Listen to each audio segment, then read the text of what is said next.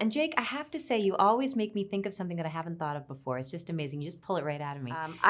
Been really lucky. I've had makes me emotional. Sorry, I get very emotional when I think about that time. So yeah, I'm really lucky.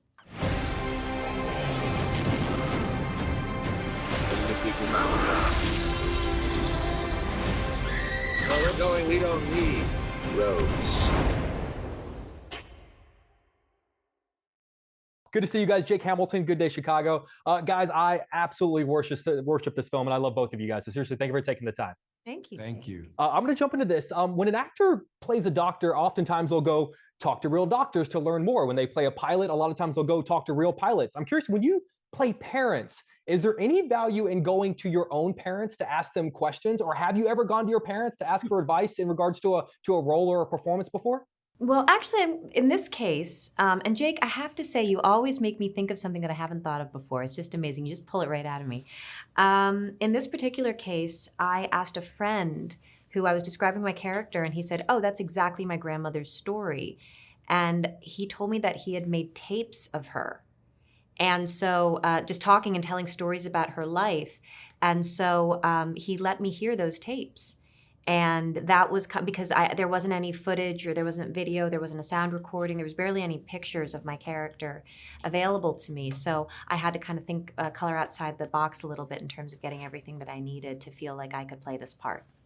Oh, I love that. Love that. Jeremy, what about you? Yeah, I mean, all of those things. I mean, I think as an actor, you're a bit of a detective, and you're searching for clues, and you're searching for something that might unlock a character, whoever that is.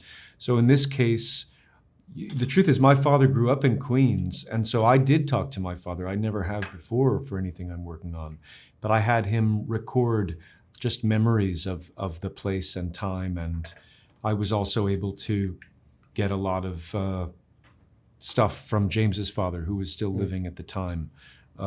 Asked him a lot of questions, and got a sort of enough there to build from, to tell this story with hopefully accuracy and veracity. Love that. Jeremy, I read something recently. I wanted to ask you about this. When you were trying to break into the business, did you hold a boom mic above Anthony Hopkins on the set of Amistad? I sure did. Yeah. I'm curious what you remember about that moment, and did you ever how do you bring that up to him on the set of this Oh, film? I completely brought it up to him. I think I was maybe 14 or 15, and I just wanted to be around. I wanted to be on sets. I wanted to watch what actors, how they worked and what it was like. And we were at Sonolus Studios in Connecticut, and I was holding a boom. And what I remember was a real master class. I was an actor then, but I was just doing plays at school. But I remember Tony doing this speech to the Supreme Court as John Adams, time after time after time, and he never stepped into the same river twice. And it was just seeing his fluidity and grace and command as an actor, and it was wonderful, and wonderful to get to work with him. I mean, he's Heaven. He's a genius. Andy, they're giving me the wrap, but I have to ask you just really quickly because I love you so much. You and I have been talking for many years now. I actually have a photo of our very first interview together. That was like Oh, 15, we're so 16 years ago. We were cute. babies.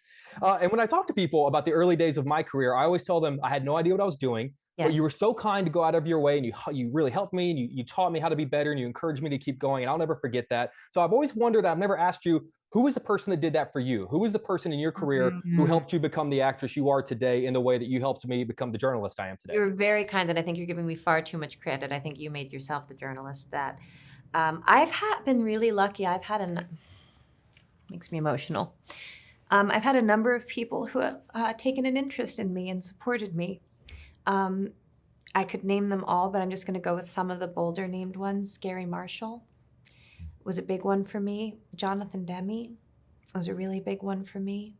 Julie Andrews. I mean, all of these people. Stanley Tucci, actually, in a lot of ways. Just kind of, he was just there for me. He was watching me, and if he saw something that I could maybe be doing with a little bit more ease for myself, he was a pal, and he would tell me about it. So sorry, I get very emotional when I think about that time.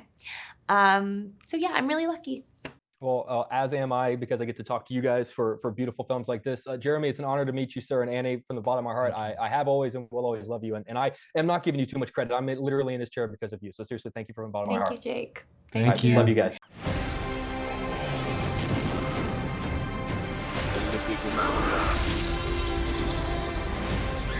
Where we're going, we don't need roads.